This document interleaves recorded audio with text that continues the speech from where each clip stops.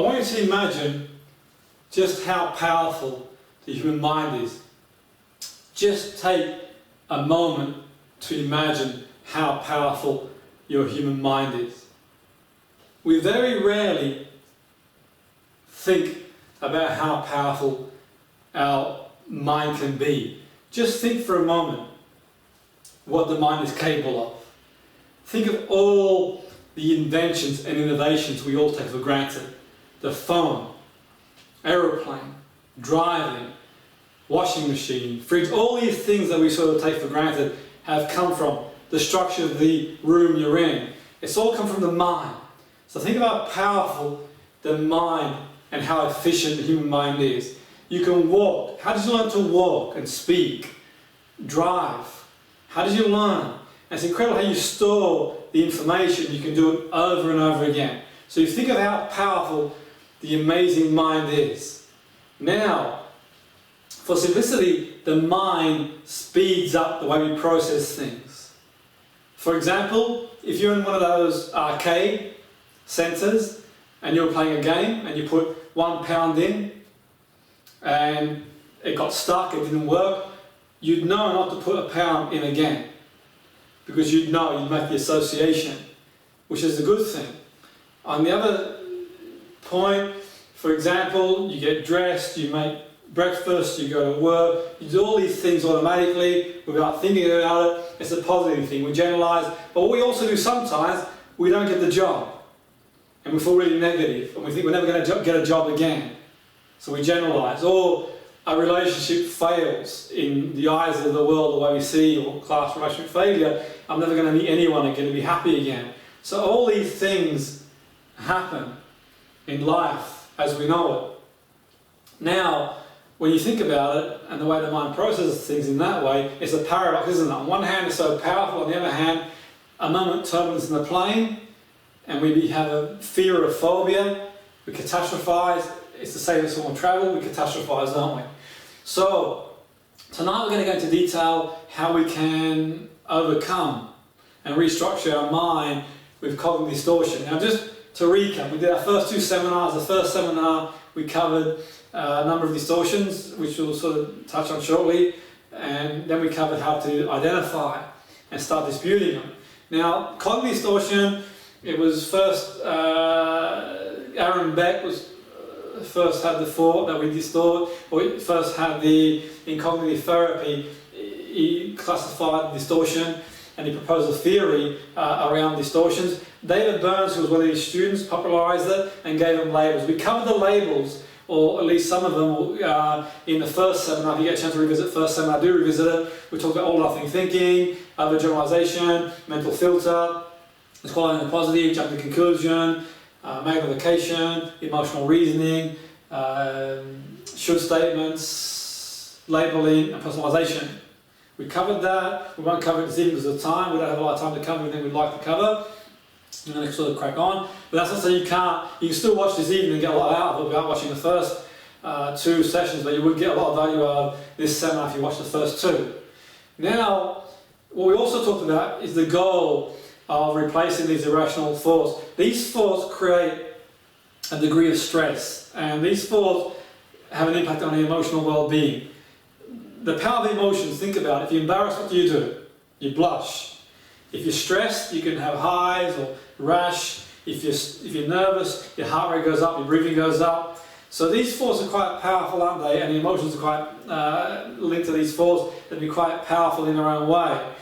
Now, what we want to do is look at ways we can see things and dispute things. Now, for the most part, 100 people can be in one room, they witness one event, they can all see it differently. We all see things differently based on our own experiences, associations, our beliefs, our memes. All these things come into our schema, so many things have an impact. The term cognitive distortion is a concept of CBT, Cognitive-Behavioural Therapy. It refers to biased ways of seeing things. The model states that people see things specific ways. It's our own reality, really. We see things based on our reality. You could make the point that we all have our own reality. Now, obviously, our own reality being a good thing, but it can be a bad thing as well in certain situations. For the most part, it works for us, but it also can have negative connotations as well. Now, moving forward, if you think about it this way, we have these events that happen in life. Life can be a beautiful place. Life can be wonderful, magnificent and beautiful, many wonderful experiences, but it can also be quite challenging too. When we're born, we go through many challenges, and the key thing is not to look for the easy way out, to build strength of character to overcome various challenges that happen our way. Now think about a situation. So we could have an event, whatever the event might be. What happens, we have our beliefs about the event, our thoughts about the event, and that has an impact on us emotionally, behaviourally, physically. So for example, if you've been made redundant, or 5 people have been redundant tomorrow at work, they'll all react differently. Obviously circumstances and permutations would have a big impact depending on how much money they had, whether they had a mortgage to pay, kids, but let's say they all were in similar circumstances. One might see it one way, one the other, and one the other. So one person might see it as being, oh no, the thought and the belief might be, I'll never get a job again, I can't believe I'm being made redundant, I mustn't be good enough, and so on and so forth. Emotionally get really overwhelmed, they behave erratic, withdrawn, avoidance. Physically they feel sluggish, lethargic, and they start isolating themselves. Someone else might be more neutral. Well, I've lost a job before, I can get another job. Emotionally might feel quite neutral. Behavioural might be quite proactive in the sense they start doing CV, and physically they feel okay, they feel baseline. The other person might be over the moon, great, fantastic, I'm glad, I can move on. And they feel emotionally really excited, they can start a new chapter in their life, they rush on to do CV and make phone calls for a new job, they're out there. So it's all variable, isn't it? Permutations come into it too, but you can see how these events. So the most important person you communicate to is who? Yourself, definitely, self-communication. So the key thing is for us to identify and take a step out and evaluate our thought process, because the most important person that you communicate with is self. Self-communication is key. Self-communication is really important, really, really important. Self-communication is key. Now, going forward, one of the ways that we can do that is to identify these distorted thoughts that we do have, and they're automatic to the extent that we're not always aware of them. They happen automatically, just like how do you drive a car? It's unconscious process. How do you get dressed? How do you make a cup of tea? It might have been conscious at first year when you first learned to drive a car, what was it like? Now you sort of go, and if you've been somewhere 100 times, you're on autopilot. It happens on autopilot. So going forward, what's quite useful is being aware, and awareness is key. Now, if you walk past a restaurant on Saturday night, automatically you might salivate and feel hungry. So these things happen automatically. Our sensory channels, see, hear, feel, taste, smell, our sensory channel processes our thoughts. We have automatic reactions as well. So we might have activations and things that we're not even aware of that activate. And for the most part, we have these string of emotions from the minute you wake up in the morning right through to the evening. Sometimes we're not even aware what emotions we're going through, but our thoughts are quite often linked to it. So for the most part, in the beginning, we touched on this on the second seminar, what we do is becoming aware. Be really aware of what's going on. What I do with my clients, I get them to write down the emotion they experience, or the feeling they're experiencing, and the thoughts that go with that. So I guide you through a step process I use with my clients, and we cover this in the second seminar. We're not going to go through it in a lot of detail, because you can watch the second seminar. I'll go through it enough for us to make the link between this and what we're going to do. What I want to advise as well, by the way, is that this seminar is purely for education purposes.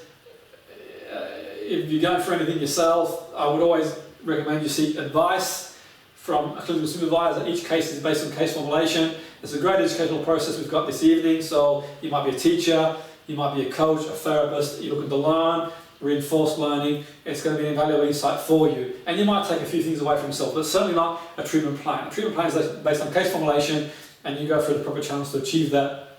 The first protocol might be go see GP, and so on and so forth. But anyway, back to the program. So the first thing I do to identify the distorted thought, which can have an impact on us, is to be aware of the emotion. Be aware. It could be anxiety, sadness, jealousy, depression, whatever. And we write it down. It's not always practical to write it down, because you could be driving, you could be in a meeting. Not always practical, is it? Yet in saying that, if that's not possible, you can do role play imagery in vivo. An example is a client I had, this woman. I mentioned her in the second seminar. She had a wedding to go to, her daughter's wedding, and she was feeling really overwhelmed because her ex-husband was there, his new partner, and she felt really overwhelmed. And what we did is I got a role play, I played the role of her husband, okay, and what we did is we went through role play and we identified the emotions. There was anger, sadness, anxiety. Then we, on a scale of 1 to 100, with 100 being high intensity, was around about 80. Then we got her to write down the actions around the feeling and thoughts, and she felt that she either wouldn't go to the wedding because she was so overwhelmed. If she got there, she might burst in tears and run back out. Okay, so that's something to take into consideration for you to think about. Now, moving forward, the next thing that we do is write down our beliefs around the activating event. We mentioned earlier that our beliefs about a certain event will have a big impact on us, the way we see it. For our roast-tinted glasses, what was the beliefs about the event? One question you can ask is, what does it mean to you? So I said, what does it mean to you? You can dig a bit deeper using the arrow model, the meta model, which we don't have a lot of detail to go into this evening, yet in saying that sort of you set the scene. What does it mean to you? And for her, she felt rejection, she felt that she didn't do enough to keep the relationship going, she felt it was her fault that they'd broken up, and so on and so forth, which obviously isn't the case, is it? And also what it meant to her was she'd be alone for the rest of her life, and husband was now happy. How could he just... And what she had in her mind was to spend the rest of her life together. Obviously that wasn't in his mind. I don't condone what he did, but life being the way it is, these things happen. What do I do? What do we do? We have choice and option. That's what we have. We can't control anything other than our thoughts. We can't control the weather, we can't control what somebody else does, get more redundant, work slows down. We can have an impact on it, but what we can't do is control external situations. We can control our thoughts, and that's the key to moving forward. What we would do, the next step, is to start disputing the thoughts. Dispute the thoughts by asking a series of questions like, are they accurate? So in her case, was the thought accurate? Was it really a fault? Could she have done more? What's a different way of seeing it? What objective evidence was there for what she was saying?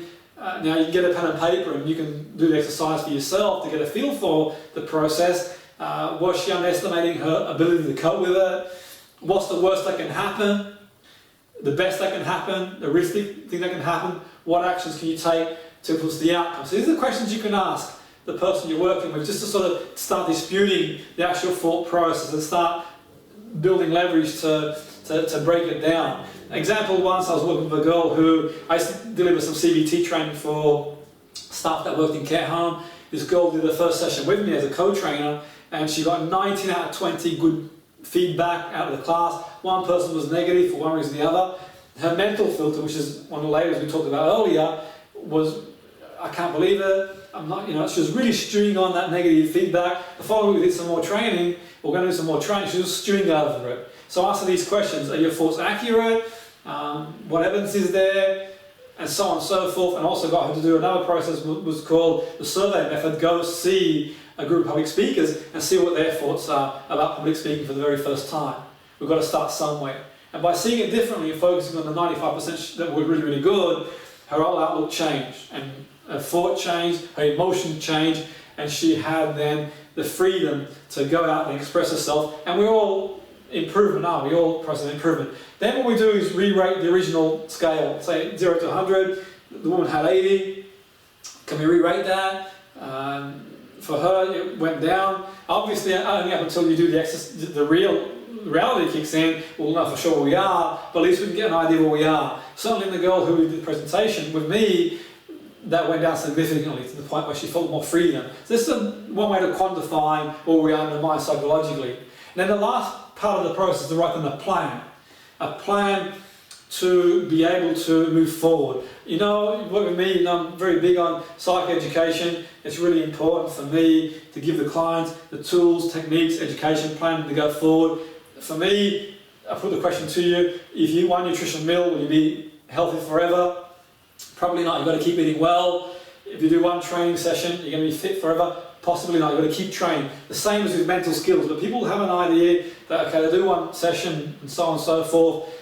that's the end of that. You've got to keep doing it. It's really important. And certainly for me as a therapist, hypnotherapy being one of the key areas I work in, but obviously I've studied CBT and many other things over many, many years. People say to me, for example, every year, can you help me with my weight loss? In January, I get loads of weight loss clients. I tell them, yeah, I can, with the emotional reasons you eat, reward eating, conditioned eating, conscious eating, subconscious eating. It takes time. The equation is what you consume from a food point of view, nutrition, and healthier food. It's going to take time. You don't put the weight on overnight. And that's the key, to recognise that. One potential client says to me, can you help me, Jim, I can't get my ex-girlfriend out of my head, can you do some therapy to get... Well, it doesn't quite work that way. I said, well, if you want to do a session every day for the next 100 years, you might have a chance, but it doesn't work that way. The key is to sort of go forward. We can make a big impact in a short space of time, that's for sure, but it doesn't quite work that way. And one way to think about it is, if you learn to speak a different language, obviously it takes time to speak the new language, don't use it, then you lose the ability to speak that language. Not focusing on the problem as much and focusing on the new is quite useful, but also it'd be like me saying to you, can you learn to drive a car? It doesn't quite work that way, okay? And that's the important thing to realise as well, moving forward. One thing that we can do as well, I covered in the second seminar, we're going to go over it before we go into some more interventions, to help us start restructuring our thought process. And this is based on some of the work that David Burns did as well. I'm going to cover some other work that I've sort of put together myself from various areas as well, to help with a more healthier way of thinking. And the healthier we are, and the healthier we live our life, the better life is. And I use the analogy that, for example, if I take this piece of paper and I rip one piece, you probably won't notice it. If I keep ripping it, we're going to end up with a mess. And for the most part, I think that we have, the human spirit and will is strong enough to overcome challenges. It's those little things that sort of chip along the way, like piranhas that bring us down and take us down. And that's really important to sort of note that we've got to find a way to get the character strength to cope with whatever comes our way. Because when we do have these big events, we don't get drawn under. And I use a model where, okay, let's say on a scale of 1 to 10, 10 is high emotion, positive emotion, you've got 0 being obviously negative, 5 somewhere in between, minus as well. We want to stay at about 7 or 8 if possible in potential, because it's idealistic to think we're going to stay at 10. Life has the way it is. We might go under 5, but want to keep up there, because obviously the higher up we are, the more productive our life will be. We wake up in the morning and we experience these emotions. Our thoughts are very heavily linked to our emotions. Now we experience all these string of emotions from the minute we wake up to when we go to bed, yet in saying that, we don't take time to evaluate our thoughts. And our thoughts have an impact on our emotions, and our emotions have an impact on our behaviour, our physical well-being, our mental well-being, and the way we go about living our life. If you're in a good place emotionally, you'll have a better quality of life. And obviously along the way, things hit us in different ways. So some things you can look at is examine the evidence. Okay, what's the evidence for your thoughts? Question your thoughts. Get in the habit of questioning your thoughts. What's the evidence? Can you look at it differently? In the case of the woman, what's the evidence to say it was her fault? And she could have done anything different. Could she look at it differently? Yes, she could. In the case of the woman who, with the wedding, it was her daughter's wedding. She's very close to her daughter, and it's likely she's getting married once, or at least you'd hope so. And these things happen in life. Things happen. So looking at it differently as well. I think there's a survey method. I've talked about that before, where you can sort of look at the problem and speak to people and see what their thoughts are about the issue. I mentioned the girl with the presenting. In her mind, the mental filter, she was focusing on that one negative comment she got. I said, go speak to a speaking group and see that everyone starts somewhere at some point in their life, and she did that, and she got feedback, and she got a lot more confident, realising the best speakers in the world got to start somewhere. The other thing we can do is cost-benefit analysis. You take the thought, the belief, the attitude, and look at the advantages and disadvantages of keeping it, and you can challenge the advantages if you want to. You could argue that, you look at that and think, well, is it rational? That's when you can make decisions as well. Is it rational, irrational as well? And that's when you can really start addressing the balance, thinking, okay, do I keep it? We have a whole video on that as well. I won't go into too much detail, some of these processes, but the key thing is, okay, in her mind, the advantages of keeping that attitude, that belief, and the disadvantages, she realised in her own mind it wasn't a good thing to have. And then we can start getting some leverage to start making change. Because we sort of see things sometimes very blinkered, very rose-tinted, don't we? Reattribution is another technique that we do. Sometimes we take all the responsibility ourselves. the weight of the world's problems on our shoulders. It takes two to tango. There's many people connected to certain events. So rather than her blame herself, it took two to tango in her situation, life being the way it is. Don't take all the burden on your own shoulders, which is really important. Double standard method is how we advise somebody else, maybe a friend who's going through what you're going through, but also use the techniques, how would you advise someone who you're not emotionally connected to in that situation. That's quite a useful thing to do. In her situation, she said, okay, I would advise someone who's going through that, go there, have some coping strategies. If you feel overwhelmed, just take yourself away for a little bit. Just go there and enjoy it. Really enjoy it, and enjoy the daughter's wedding, and don't really draw too much attention to the ex-husband anyway. So the practical ways of looking things, which is quite useful. And reframe it. How else can you see it? We sort of give meaning to things. I mentioned earlier, what meaning do you give that? What other meaning can you give it? And in the end, I think, well, actually, you know what? I can see it differently. I can see things differently. The way I can see it is different to what I originally saw it. Reframe it. If you didn't want to be with me anyway, it's probably for the best. It frees me up now to go about living my life. Life is short. It soon passes by. We're in this life almost like a drop of the ocean compared to the age of the earth. And that's the key. We want to get a more balanced way of seeing things. And when we go back to earlier before about identifying the actual thought process, what we want to do is start seeing things. And you can also, in doing this process, identify your feeling. And then having identified your feeling, your thoughts that go with the feeling, then a label as well, for example, mental filter, visualization, following the positive. And then what you can do, the back end of it, the final part, is even say it aloud. And how else can you see it differently? And externalize it and get into your mind and see it differently, in the sense that life is too short to see things a certain way. Life is too short to see it a certain way. You think about our time on this earth, there's no other you out of how many billions of people in the world. Never has been, never will be in this genetic form anyway. Live life to the full, which is key. And that's quite a useful thing to do in the restructuring the thought process, seeing things differently, writing it down. This is the way we saw it in the woman's situation there. She was personalising it, her fault, blaming herself, so on and so forth, and her thoughts, well, I could have done better. And then we sort of started neutralising and not going from one end of the scale to, yeah, great, life's fantastic, now I can go out and do whatever, but at least start neutralising. Okay, it happened, it is what it is, I'm in this situation, I'm going to fall in love with life again. Because you'll find a lot of people, what generally happens when they have situations like that, they try and get involved in a relationship, or they try and get involved in a situation as quickly as they can, without realising that it's really important to find your own source energy again and fall in love with life again, rather than jump from one thing to the other, which is quite useful. In the end, to be fair to her, she improved her life considerably. She wrote a bucket list, travelled the world, and got her life back. She ended up meeting someone more compatible to her. And it's funny how life things work in life. And you'll know yourself, sometimes you lose a relationship, you end up meeting someone better. Sometimes you'll find that you lose a job, you end up meeting a better job. Life has a funny way of evening itself out, as I'm sure you're aware. Things happen, which is key. And that's how we can start restructuring the thought process, which is quite useful. But obviously, on identifying it, we talk more about that in the second video, so we won't have a lot of time to go through it in this video, which is key. But I want you to think about, the goal is not to eradicate emotions. Emotions are important. Emotions are signals. Emotions help us understand. We've got good emotions, we've got negative emotions as well. The key is really, when we have these negative emotions, is not to stay there. We don't want to eradicate it because they work for us to a point. What we do want to do is to be able to minimise the impact they have on the quality of our life. To dispute and replace these thoughts and have more healthier thoughts, we have a healthier life, life's a better place. We have a better relationship with self, with others, and life is a better place as we know it, which is quite useful going forward. So, do consider that. It's one way not to eradicate that. And that's why, when I mention medication, it's obviously, everyone's got their own opinion. My opinion is, obviously, some people need it for whatever reason. If it works for them, fine. I'm not going to go down that road. I'm not medically qualified. It's not my remit.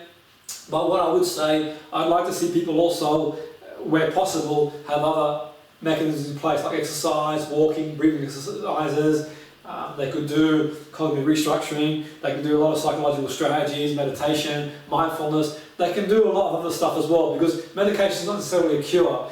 And there's no real cure, so to speak, for things like depression. Really, all there is keep ourselves at a level where we're more functional, we have a better experience in the world. But we're going to have times when we do go underneath and do have an impact. We've got to get ourselves back up again, which is key. We're going to go for times where we're not going to be happy all the time. It's really important to know that, and things are going to affect us. That's just the way life is. We give life meaning, and the meaning we give it brings us a lot of challenges. So going forward, some stuff I've put together, which is quite useful. It's not all cognitive restructuring, but it's quite useful in more ways than one to see the world differently. I use it with my clients. I want to share some stuff with you. Some things I do. I use a technique called we flood the mind with positive emotion. Now, if you get a pen and paper, you can join in, or you can join without pen and paper. But let's try the first exercise that I use, and I use flooding the mind with emotion, positive emotion.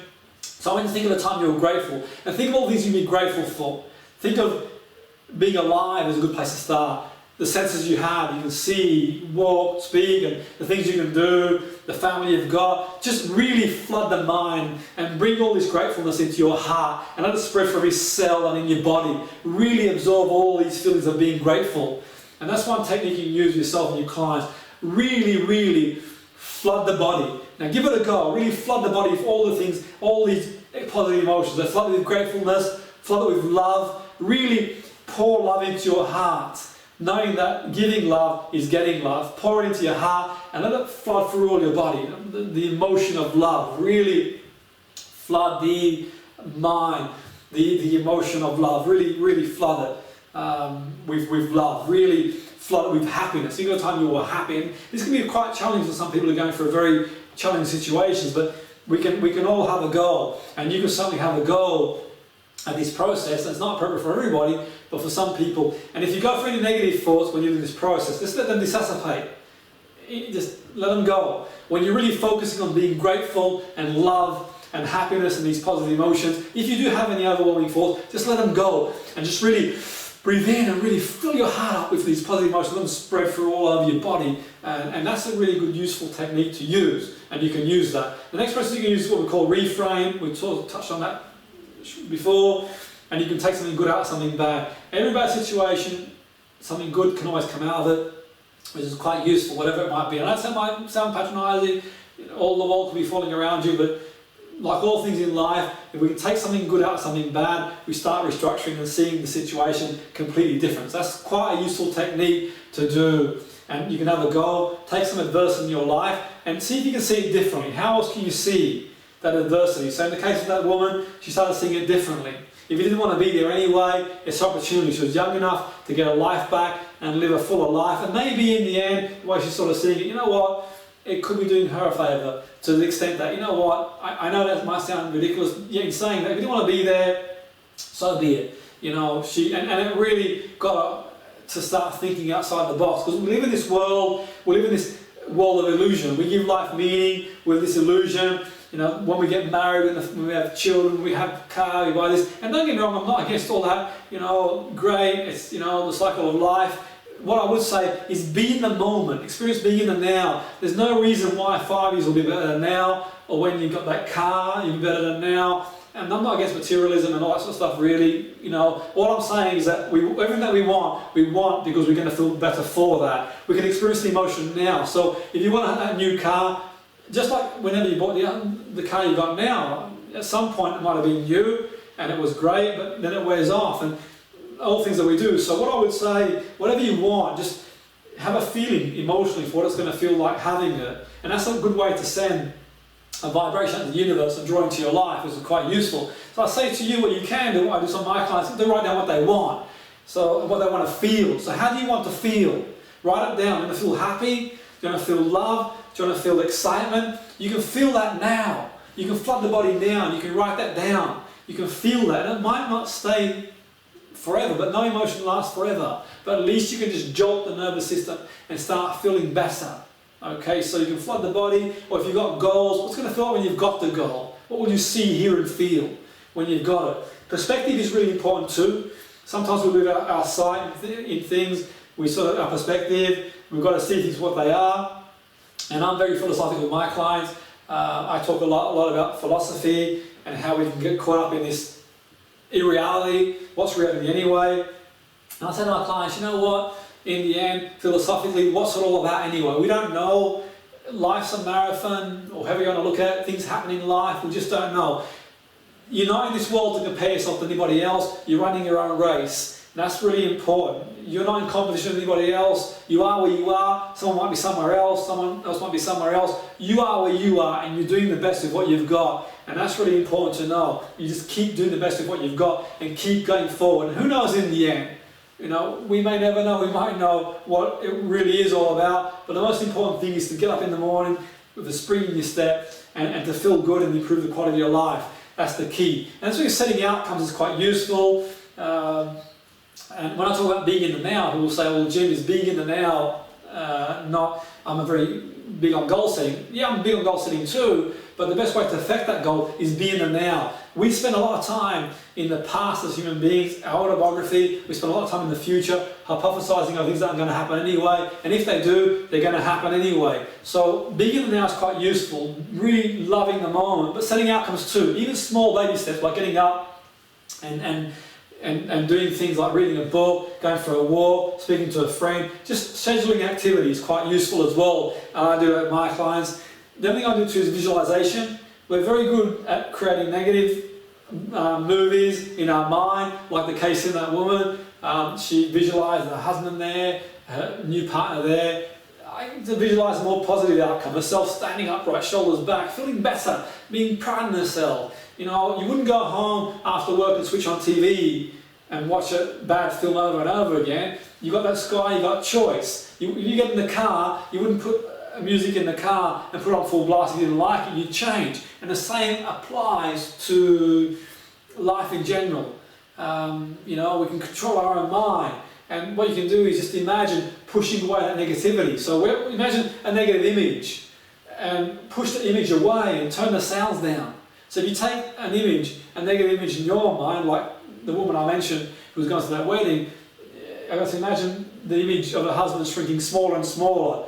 Take the colours out, turn it down, the sound, let go of the feelings, and replace it with a different image of herself walking upright, being confident, okay? And we send neural pathways in the brain by doing that. We can start restructuring our mind, just like when we first learn to drive. If you go to a new place for the first time, it can be quite apprehensive. Now, if you've been somewhere often enough, you get in there, you're on autopilot. The more you do it, the stronger it gets. That's why it's really important. You've got to carry on doing these techniques and processes.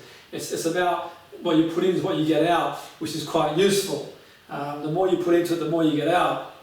Other key things to think about as well, which is quite useful, is practice noticing these distortions. So it's quite useful to you to be aware, be in contact with your emotion. Be aware of your emotion, and what you can do is be aware whenever you drift into a negative state. People say to me, Jim, you always seem upbeat, positive, and believe me, I go through frustration, sadness, anger. I just don't stay there. Life's too precious, too short to stay there. I identify it, and I think, okay, let's move forward. Let's see differently. Let's get proactive. So I say to you, some key tips is practice noticing the distortion. And you can ask yourself, okay, what's the worst that can happen? The best and realistic in any situation, okay? Track the accuracy is another key point. And you can ask questions, okay, is it real? Can you see it differently? Are you underestimating your ability to get over that? You've got over stuff before, you can do it again. Whatever age you are, you've got there. We're hypothesizing over stuff that's not going to happen anyway, or might happen, we don't control. Give me the structure control, I can let go, I can't. So the key thing is to sort of like start challenging and tracking the thought process too. To develop a more better emotional state. You can evaluate your thoughts for and against as well, and start evaluating them and like the cost benefit analysis and say, okay, is it worth keeping? Is that a thought worth keeping? How's it serving me? It's caused me enough pain as it is anyway. Some people repeat the same cycle, and one of the things I do a technique, and you can use this technique with my clients. I get them to write the story in that context, okay? So in the case of that woman, I said go away and write your narrative. And this is one way to restructure thought processes. They go away and they write the narrative and they bring it back. You can symbolically burn it, although health and safety, don't burn it instead of fire. Or you can rip it up, or they can send it to a magazine and try and get some money for it. It's entirely up to them. But going forward, I say, that's done. Don't tie yourself to the past. Let's develop a new. Who do you want to become? Who do you want to step into? Who are you? And I tell you, who are you? Who do you want to become? And they can write down who you want to be, how you want to be, your greatness. You're greater, you're better than that. You're amazing, you can do anything you want to be. So step into your greatness and create a new identity if necessary. In her case, her identity was very heavily integrated with her ex-husband as it was, and it was one entity. And that's not really healthy. You've got to be able to be yourself and express yourself. And as a result of him going, it was like a big bereavement. And don't get me wrong, it's obviously very challenging having been with someone for a long time, no doubt it is. Yet in saying that, we've got to fall in love with source, with energy, put a spring in our step and be positive about things and create a new narrative. How do we want things to go? It's a step forward. And that's the technique I use to restructure the thought process, how you want things to go. That's your old story, gone. New story. How do you want things to go? Not necessarily happily ever after, because you're going to have road bumps along the way, but whenever they come along, you've got tools and techniques to take on those challenges. Another process I use a lot of is not restructuring thoughts, it's mindfulness and meditation. Just being observant and being in the now and being aware, just building on awareness. We look for a lot of distractions in the world that we live in. The world is a noisy place. It's never been as noisy as it has been in this day and age. There's so much distractions, phones and all these things that distract us all the time. We don't take that time out to think, okay, what's going through our mind? Okay, what exactly is going through our mind? How are we processing our thoughts? So it's quite useful to you, a quite useful tool to just decompress. And if negative thoughts come into your mind, just let them flow and let them evaporate into the sky. And build a more positive framework of thoughts. But even focus on something. Focus on your heartbeat, your breathing, on a spot on the wall. Just distract your conscious mind and just focus on something specific to get your mind off whatever it is that's causing it to go into this emotional spiral. And sometimes don't be too hard on yourself. Every emotion will pass. And bear in mind that these automatic thoughts and distortions, they are automatic in the sense that we don't have conscious control over them, to the point that just like when you see a spider and you jump 6 foot, but then you sort of realise that it's not a harmful spider and you settle back down again. Just like many things in life, we have that automatic reaction. Someone has road rage, you've never had road rage before, exactly. So we live in a world, primarily we used to react, dinosaurs roamed the earth, we used to fight, fly, run away, or freeze. We don't have dinosaurs no more, but we react the same way to our modern life, our chronically agitated world. The world we live in, bills and pressure and deadlines, all these things that we have in the world today, we react the same way we would have reacted primarily. And that causes a lot of stress and emotional unbalance and overwhelm and illness and ailments. It's not necessary. And we're not going to change that in a hurry. That life is the way it is. I believe that we can make change, we can get more centered, more aligned to the universe, but what we can do is also take steps ourselves. Things like walking and connecting with nature and what we eat nutrition-wise, and all these things, breathing exercises, and using these affirmations and using different things for us to be able to cope, and better coping strategies as well, and enjoy life and take the time to actually enjoy life, because life is short, it's precious, it can be really, really beautiful as well, but you will get challenges. No matter who you are, things are going to happen. That's just life. Things do happen in life. It's really important to take the time to make the very most of our stay on this earth. And there's some techniques that, just to sort of recap again, give that a go. You can sort of, on the second video, touch base in more detail the things I've covered before, examine the evidence, survey method, cost-benefit analysis. We've got a separate video for that as well, reattribution, double standard, reframe. So we've got videos for some of them, some I'll link to the second video. The ones I covered tonight you want to go back over again, quite useful. The flooding the body with positive emotion exercise, the philosophy, perspective, setting outcomes, visualizing, creating films, activity sketch, things like that as well. Meditation, they're not all about restructuring thoughts, changing the narrative, as well. Or what they will do is create a more positive place to live in emotionally. And even if it's just for 5 minutes, a song will take you away from certain things that are affecting you. It's a step in the right direction. Yes, you know, you end up in a situation where you might feel overwhelmed anyway, but no emotion will last forever. It will pass as well. But bit by bit, like all things I mentioned earlier, you know, people, and it's really important to understand that you can make progress short space of time, but the key is to keep going and keep growing the brain. You generally don't end up in the position you're in an instant. It's a combination, a cocktail of things that get you to where you are, and the key is to realise that to reverse all that and start moving forward and rewire the brain, it takes effort, it takes patience as well, but also while you're doing that, be proactive and get the enjoyment, the spring step, the spring back in your step as you go along. So, hopefully you enjoyed this evening. Do email if you've got any questions on info@excelnlp.com on tonight's seminar, any DVDs that you want to watch that go to tonight's seminar. Really enjoyed it. Till next time, thank you. Good night.